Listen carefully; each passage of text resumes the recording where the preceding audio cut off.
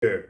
I think there's a bit of a paradox in regards to the pursuit of stability. Not the pursuit of happiness, but the pursuit of stability. Throw that word happiness out the door, man. Happiness that happiness is not what you want.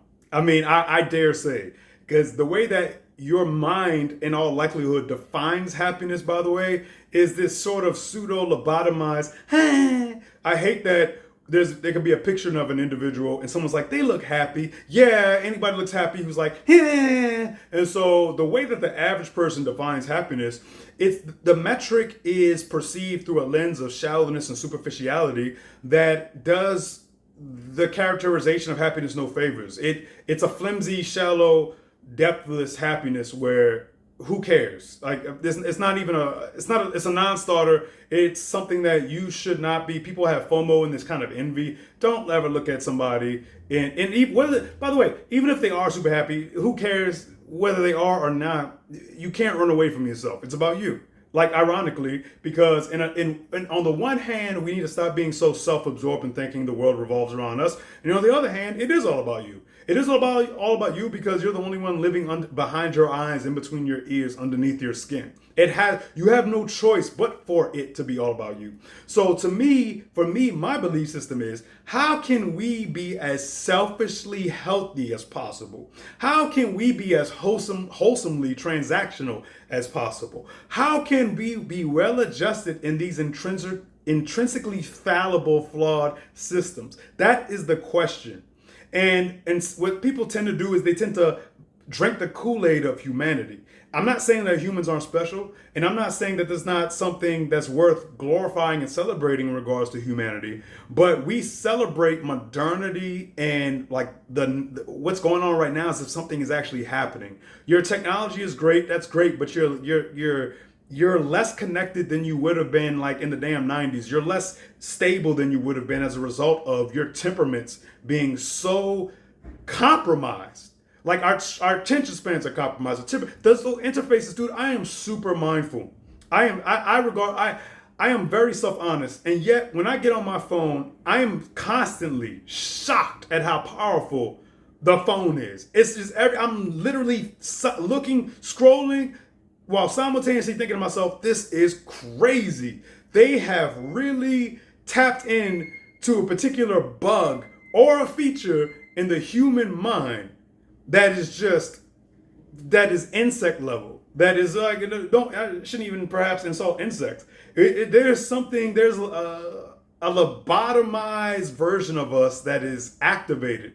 And we seek that because everything else is a little bit too hard. Existence is tough, and it is a nice respite, right? It is nice to turn off your brain for a bit. That being said, the way that we turn off our brains is really harming our brains. It's harming our minds. And if it's not harming our brains at an objective level, it for sure is harming our minds. And our minds is what are in the hygiene of our mind, the competency of our mind is very necessary to navigate this unfair, tragic, all over the place ass existence.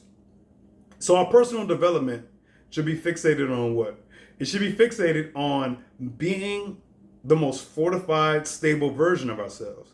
But then I look at people who I feel like are in that realm of consideration towards that in their development. I'll listen to these compilation videos where I call them young folk, mid-20s people are complaining about life and complaining about student loans and debt and everything else. But then one element that I'm seeing that they're missing very much so is that they just do not want to be self-critical to save their lives, boy. They just don't want to say one negative thing about themselves. And I'm like, I don't know how I ever could have made the changes that I've made for my flawed ass mind. And I don't know how I could even continue to make those changes if I wasn't hard on myself. I think that there's some kind of notion in the mind that assumes that if I'm hard on myself, that gives permission to other people to be hard on me. No, it doesn't, and I'm not saying they should or they shouldn't. It all depends. I only care about the criticism of those people's whose perception that I have whose perception I hold in high regard. And the reason why I hold their perception in high regard, if I ever think highly of a person's mentality, it's always because that's the person that they're always trying to be. It has nothing to do with who they naturally are, so to speak. A lot of who they naturally are might come into play, but it's for everybody I'm thinking about who I respect very much and I think highly of their minds. They make efforts every day. Every day they make massive efforts, and it's also these everybody I'm thinking of went through crazy, crazy, crazy hardship, way worse than a lot of the complaints that a lot of people that I hear speak to. And they would admit, and I'm going to admit, I'm spoiled. We're all spoiled. And so that's the first step. And if you admit that I'm spoiled, and if you admit that I'm a fool, then I believe that that's like step one. That gets you one step closer to wisdom. And if wisdom, I suppose I'm saying all this because I believe that wisdom should be a priority, man. People make everything else a priority. People talk about they want to have kids in a family, but oftentimes they're talking about kids in a family in this, I have to say, in this ornamental way. They want it because they want the trapping. They have this vision of a life is this. But again, I can't stress enough, a life is whatever the hell you want it to be. There's a monk somewhere living in a cave every day who I respect that person's insides more than I respect the average Americans. Because that person, in all likelihood, will have at least a kind of clarity, a kind of internal stability, a kind of a lack of interest and combativeness in winning and victory, even though the price they pay is being in seclusion and having to constantly engage and exercise in a meditative into a meditative state. But I think that's worth it, man. I think that's so worth it. Seek wisdom and stop being so damn worldly. The worldliness is also a huge part of this. So many people talk about God, man. So many people talk about God, and yet you're still so worldly. That don't mix. That ain't right. That don't work. That doesn't compute. It doesn't add up internally. That is mutually exclusive. You cannot be somebody who's a proponent of God on the one hand, and on the other hand, you are worldly and shallow as hell. I've known those people all my life. I'm going to continue to know those people all of my life. And what I'm saying is, if there's anything deeper within us, that deeper that we all believe is there, it's not going to be tapped in by just having a lot of money. It's not going to be tapped in by just looking good and having a partner who looks good, having friends who are like just, social economically successful and whatnot, and just doing well in the high status. I suppose I just can't get over how worldly people are and then how confused they are.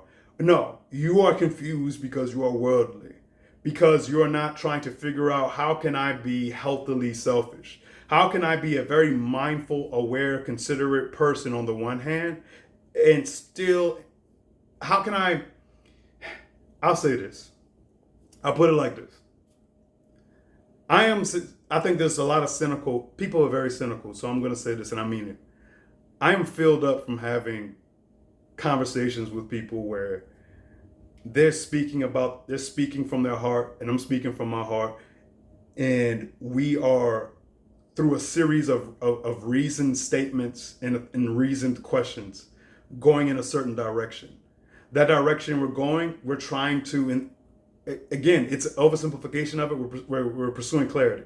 If you're telling me about your life and your hardships, the conclusion is clarity, or the conclusion is a catharsis from the unpacking and the unloading, because it can't just be complaining, but it also has to be. So therefore, I'm going to get more sleep. I'm going to pursue more nourishment. I'm going to try to consume more nourishment. I'm going to try to be a person that's not so indulgent in the drama, that's not in the company of these toxic people. I'm going to try to the best of my ability, confront myself and realize that there's no point in being a jerk. There's no point in being negative with people. There's no point in having family, friends, or significant others where our norm is passive aggressiveness and inconsideration and superficial trophies. That's all. It really is. I will say that there's truth. I believe there to be truth in many of the religions where it's about tapping into that something deeper within us, without a doubt. The unfortunate part is some people believe they're already there just because they claim they believe in God. You believe, but even if I was a full-on Christian, I'd still be anti the way people think.